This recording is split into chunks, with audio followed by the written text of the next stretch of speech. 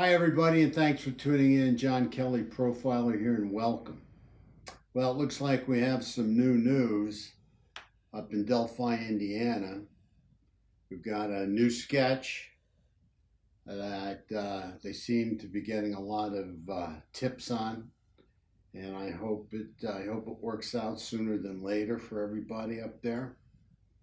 Again, you have our condolences and our sympathies on all that's going on up there.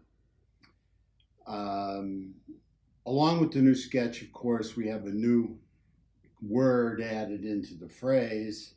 It's not just down the hill now, it's guys down the hill, which is very important to me. Today, I want to address the killer. I want to talk to the killer and the killer's family if they're tuning in at all. You know, the other day when the superintendent of state police did his press conference, he brought something out that's very important. That these kinds of killers, especially if they're local, and I'm not saying this guy's definitely local yet, looks that way, but it can be, and then it can't be, and obviously he knew the area. Let me just put it to you like that. But anyway, the other day the superintendent put it out there that these guys stay on top of the news. They want to know what law enforcement knows. They want to know what the news is, what's going on, so that way they can avoid capture. So that's why there's a part of me that thinks that maybe he's been tuning in to our videos. Especially if he's a local guy, he would certainly know about us because we have lots of viewers from up there. In fact, we've got lots of viewers from all over. Thank you so much. So I want to directly talk to the killer and to his family today. It's very, very important. You know, I'm going to take the chance that even maybe his family members, somebody that knows him's watching as well or will watch this at some point. You know, earlier today I was talking to a researcher that's doing some research for us by the name of Paul. And, you know, Paul and I came to a conclusion that, you know, guys down the hill is quite different than down the hill. You know, I mean, this seems to be, and my assistant brought this up to me, this seems to be more casual. Okay, and I agree. This seems to be more casual. You know, guys down the hill. And that's something that's kind of resonating with me and making me believe that that this killer is more comfortable around kids. This killer is comfortable around kids. That he can say this in such a casual way. Now, he could have a weapon pointed at them. Or is it possible they even know him in some respect or whatever and didn't run? I don't understand. I don't understand guys down the hill. I have to believe a weapon, and it was just guys down the hill.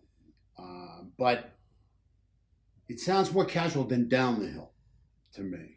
And again, it leads me to believe that this guy's, you know, been around kids. And usually these types of guys, as I mentioned before in other videos, you know, like to be around kids. That's what they do. They spend time, lots of times they take jobs where they're around kids. Lots of times they'll work in malls where they're around kids. They'll, you know, spend time in parks. They'll be part of, you know, different organizations that kids are involved with to be around them. You know, these types of pedophiles, you know, will do whatever they've got to do to be around children. And I don't think this guy's any different. I think he is used to being around kids in some way, shape, or manner. And I also have to believe he may even have kids. You know, this guy may have kids of his own. You know, he could have had, you know, a number of relatives that have kids. But he's used, I just get the feeling he's used to being around and socializing with children. Now, I've had conversations with people like this up close and personal. I've had up close and personal conversations with serial killers. And it amazes me how killers like you care about their families. You know, various serial killers that I've interviewed really care and are concerned about their families. You know, they don't want to bring any more shame to their family. They don't want to admit any more murders. They don't want to admit to having any more bodies out there. They want to just do their time and stay in prison for the rest of their life, and they don't want to give up any more bodies. They feel you know, there's nothing in it for them. Nothing's more important than protecting their family members.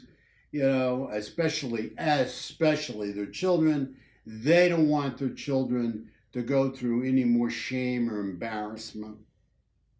The problem I have with this is, you know, you guys, you killers out there that, you know, hunt and stalk down victims, children, and are murderers and destroyers of children and destroyers of families, are so protective of your own. I mean, I have such a hard time with this, you know? Why don't you, you know, give us some information, I'll always say to somebody I'm talking to, you know, and help, you know, bring some kind of feeling of justice to the family. I'm not talking about closure, because there is no closure. I may say closure to them, but really there is no such thing as closure. So I'll say about bringing some justice to the family. Help the family some closure. Help them get over this. Don't you want to do that? No, I don't want to do anything for family. I don't care about the family. I don't want to run my family through this anymore. I don't want my family being hounded by the press anymore. But it's okay for you guys, you killers out there, to destroy families. You know, it's just interesting to me when I look at this and analyze this various information, you know, how the superintendent even said, hey, look at, you know, you probably have a little conscience left. Well, you and I know, you being the killer, you don't have any conscience. You have no conscience at all. The superintendent's giving you a little bit of this. He's saying, well, with the little conscience you have left, I know you have no conscience. I know you feel no remorse. You are unable to feel remorse because you have no conscience. So I'm not even going to try and play off your sympathies or try and help you clear your conscience, because from people I've talked to like you, you don't have it. Okay, it's that simple. And I know you don't feel any remorse at all for anybody. But the one thing I do know is I know you feel fear. I know you feel fear. And I know right now you're afraid. And you're looking over your shoulder because you know law enforcement's coming for you. And that fear is very, very real, isn't it? Well, you know, we could stop this right away if you want to give yourself up. And if you do give yourself up, guess what? You're going to spare your family a lot of shame, a lot of embarrassment, and a lot of pain. You know, when the cops come for you, they could raid your house and knock down your doors. It's going to be very upsetting if you do have a family and you do have kids there. They could even do this in the middle of the night because, let's face it, you're a very dangerous person. So they could even do it when everybody in the family's asleep. You never know when this is going to come. You never know when they're going to come knocking or when they're going to storm whatever house or building you're in. But they're going to get you, there's no doubt in my mind.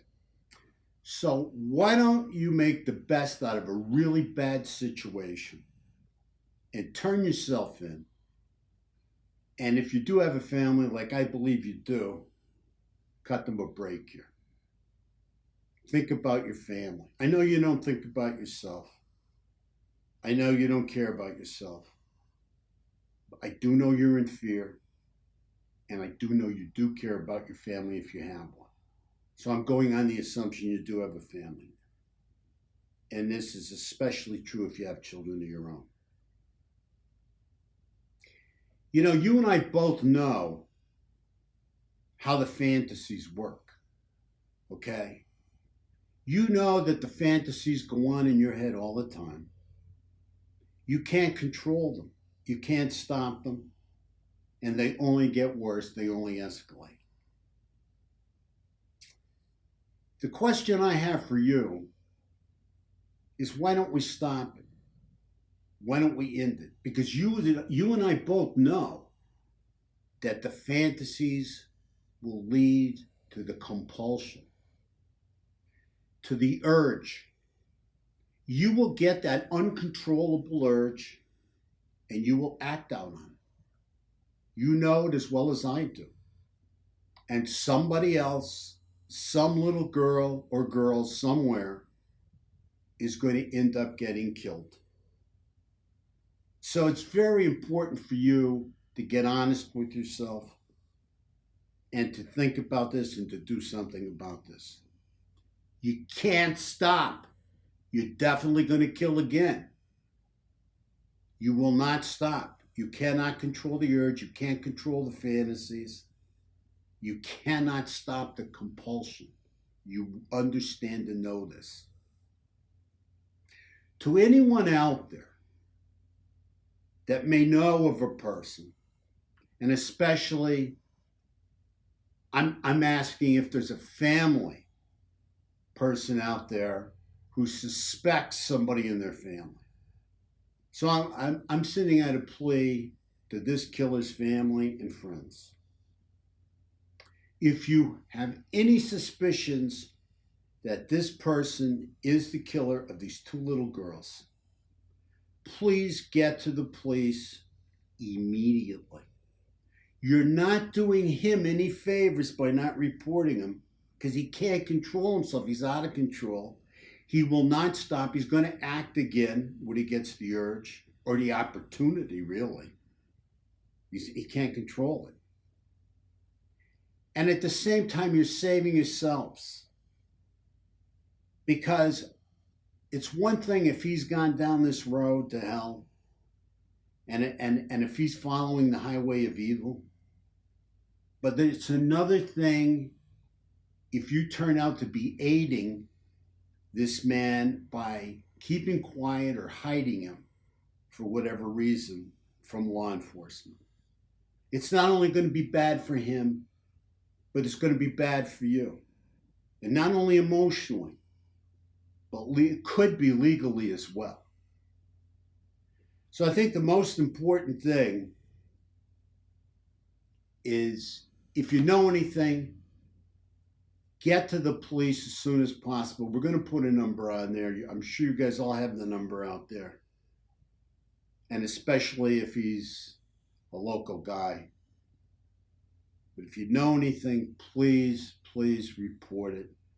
This guy needs to be taken off the streets. He's out of control, for everybody's sake. Thank you so much for tuning in today. I really appreciate it. We can't thank you enough for your comments, for your subscriptions. Make it a great day and stay safe out there. Thank you.